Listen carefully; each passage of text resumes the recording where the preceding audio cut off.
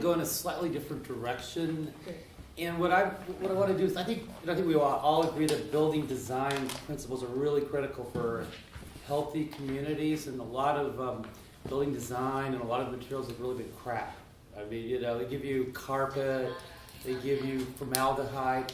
That causes serious health consequences. So I want to look at it from more, I think it's a really good opportunity side of this, which is there's a growing market for connecting what I'm going to call what's called healthy homes with energy efficiency. When you look at building design, you're really looking at trying to provide a healthy environment for families, especially children and seniors disproportionately spend time indoors. So there's some really good experience out there, and there's some funding that's moving away. Enterprise Community Partners used to be known as Enterprise Foundation. They were able to convince states to use the low-income housing tax credit. Almost all low-income housing, rental housing built since 1987 has used the tax credit. You get incentives, you get points for using green features, for using healthy features, for using energy efficiency. You begin to impact the market. And at the same time, you've got a large housing stock. New Jersey's almost Exhibit A in terms of housing built before 1950 that has lead, it has a lot of others. So there's promising approaches around healthy homes, and then you link it to energy efficiency. You come in and look at energy audits. You find, and really the poster organization in the United States actually happens to be in New Jersey, called ILES. Trenton, New Jersey. ILES has linked, and I've got, if you're interested, I'd be glad to email it to you. I've got a little sheet here.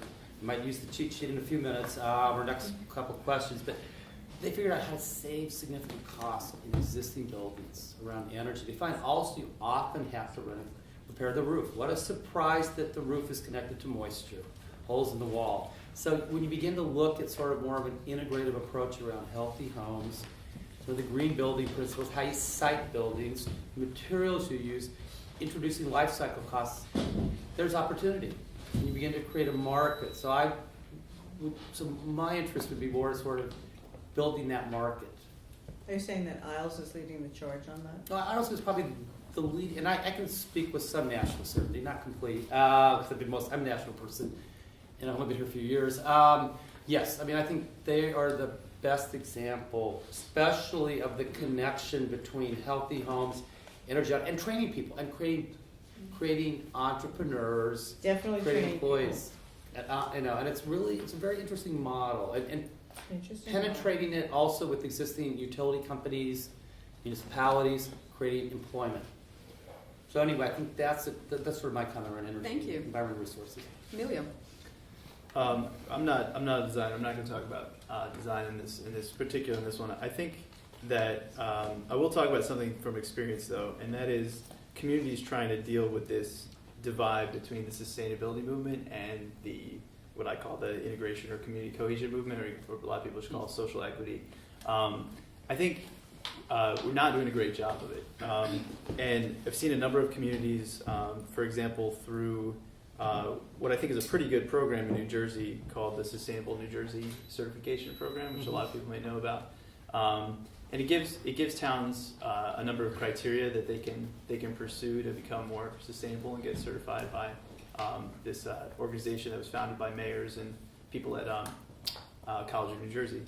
And I think that's good. It gets a lot of towns talking about what do we need to do to be more sustainable. But on the flip side, that conversation is often among people who are already in charge of those communities, and they're already a very select group. A lot of times, my business partner and I have talked to a few communities that wanted to do a better job of like addressing diversity and equity through their Green New Jersey program, and their sort of fundamental problem that they have was they didn't have the right people in the room to begin with.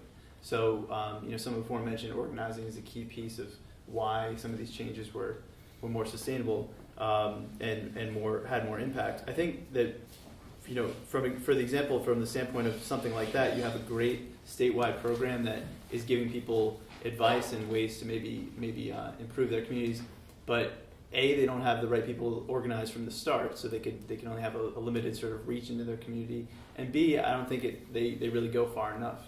As far as I know, there's no design related, not many design related things on that list of criteria, and if they are, we're we're not talking about wholesale kind of design that will improve the equity of neighborhoods. We're talking about like, you know, building by building changes or a few energy saving things here and there, which to me is less interesting than designing communities in like a much more progressive and proactive way that promotes racial and socioeconomic mixing. So yeah, I think we have a lack of, you know, sort of organization from the get-go, and then we have maybe a lack of ambition to put those two things together as well. So maybe we can talk about that a little bit later. I don't Yeah, wanna well, we'll interrupt come the back to a Q&A session. flow. That'd be great, because I'm pretty familiar with that program and I know what they're up to. Thank you, really. Peter. So let me see where I can begin this. I'm definitely a design professional here. I'm a principal in an architectural planning and development firm. The bulk of our portfolio is affordable housing. We are very serious and very seriously conscious about energy and sustainability. One of the pieces of work that I began about 18 years ago is in the South Bronx. It's in the poorest congressional district in the United States, which is pretty profound. It has also one of the highest asthma and tuberculosis rates in the area, simply due to the ring of highways that surround this particular place. And the city had planned this as an urban renewal area. The insights that I have gained from working there are tremendous, because the urban renewal area was disrupted by local community people who felt that they were only being involved in a reactive process to this. And I think this conversation also begins, if we're talking about cities, we're talking about communities, it has to begin on the ground at the local level. And I think design is critical. Design was critical to the people in the Bronx, after all. People like to live in surroundings that are harmonious, that look good, that represent their own aspirations and values. But at the same time, how is it affordable? How is it sustainable? How does it deal with all these negative factors? And where is the role of the community in negotiating this process?